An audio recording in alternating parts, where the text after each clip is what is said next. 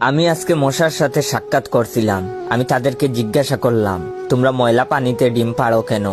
মশা বলল, কারণ ভালো পানিতে ডিম পারলে মানুষ সিদ্ধ করে খেয়ে নিতে পারে। আমি তাদেরকে জিজ্ঞাসা করলাম, মশার কোয়েলে তোমরা মরো না কেন? মশা বলল, আমরা যদি মরে যাই তাহলে কোয়েলের ফ্যাক্টরি বন্ধ হয়ে যাবে। আমি আবারও তাদেরকে প্রশ্ন করলাম, তোমরা মানুষের কানের কাছে এসে জ্ঞান জ্ঞান করো কেন?